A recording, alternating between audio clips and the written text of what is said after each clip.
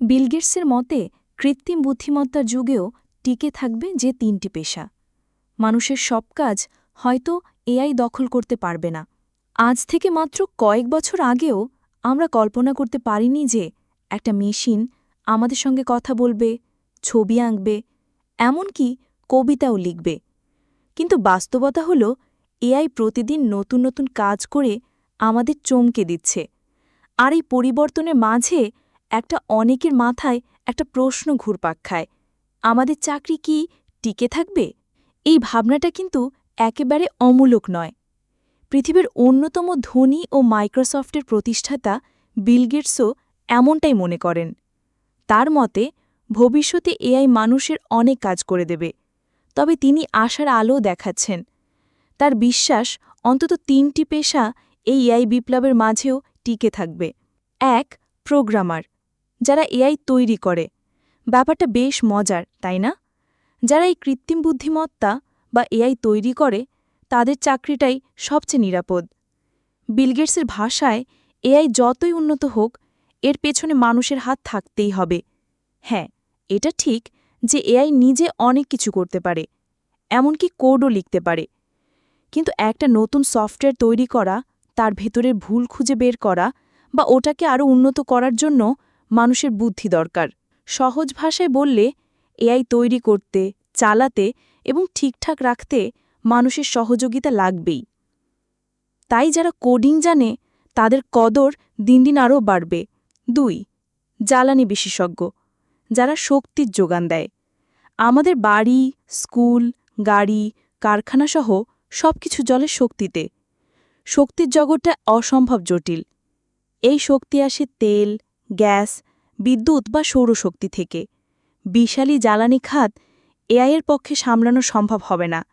কোথায় নতুন তেলের খনি খোঁজা হবে, কিভাবে পরিবেশ বাঁচিয়ে বিদ্যুৎ উৎপাদন করা যাবে, কিংবা হঠাৎ কোনো সংকট তৈরি হলে কি করতে হবে, এসব বড় বড় সিদ্ধান্ত নেয়ার জন্য অভিজ্ঞ মানুষ দরকার। বিল গেটস মনে করেন, এআই হয়তো তথ্য দিয়ে সাহায্য করতে পারে, কিন্তু আসল সিদ্ধান্ত নেয়ার ভার থাকবে মানুষের কাঁধেই। এআইয়ের মানুষের মতো আবেগ, ভালোবাসা বা সহানুভূতি নেই। ৩. জীববিজ্ঞানী, যারা জীবনের রহস্য উন্মোচন করে। জীববিজ্ঞানের জগৎটা এত বিশাল যে এআই এখনও তার ধারে কাছেও যেতে পারেনি। একজন জীববিজ্ঞানী শুধু তথ্য জেনেই বসে থাকেন না, তিনি সেসব তথ্য ও উপাত্ত নিয়ে গবেষণা করেন, রোগের কারণ খোঁজেন এবং নতুন ওষুধ আবিষ্কার করেন।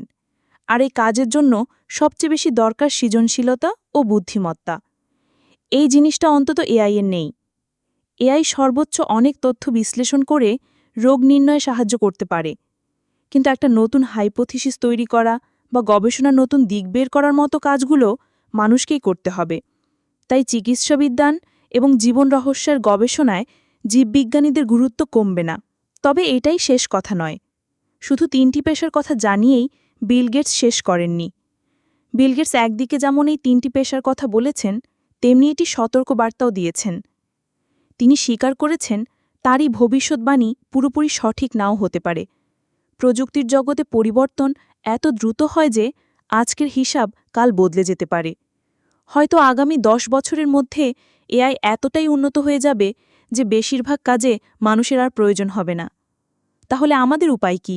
ভবিষ্যতে কি হবে মানুষের? ভবিষ্যৎ হয়তো এখনও পুরোপুরি স্পষ্ট নয়, তবে একটা বিষয় নিশ্চিত, শুধু এআই দিয়ে পৃথিবী চলবে না। মানুষের এমন কিছু গুণ আছে যা এআই কখনো হুবহু নকল করতে পারবে না। আবেগ বোঝা, সৃজনশীলতা বা নৈতিকতার বিচারের মতো কাজে মানুষ এখনও অনন্য। এমন অনেক কাজ আছে যেখানে মানুষের আবেগ, ভালোবাসা আর সহানুভূতি প্রয়োজন। যেমন একজন ডাক্তার বা নার্সের সেবা, একজন শিক্ষকের যত্ন বা একজন শিল্পীর আঁকা ছবিতে যে মানবিক ছোঁয়া থাকে, তা কোনো যন্ত্র দিতে পারে না। কিছু কাজের জন্য ভরসা করতে হবে মানুষের ওপর।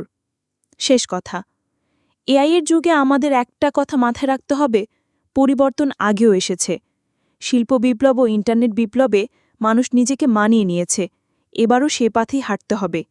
বিল গেটসের পরামর্শ হল, নতুন দক্ষতা অর্জন করুন, নতুনত্বের সঙ্গে তাল মিলিয়ে চলুন।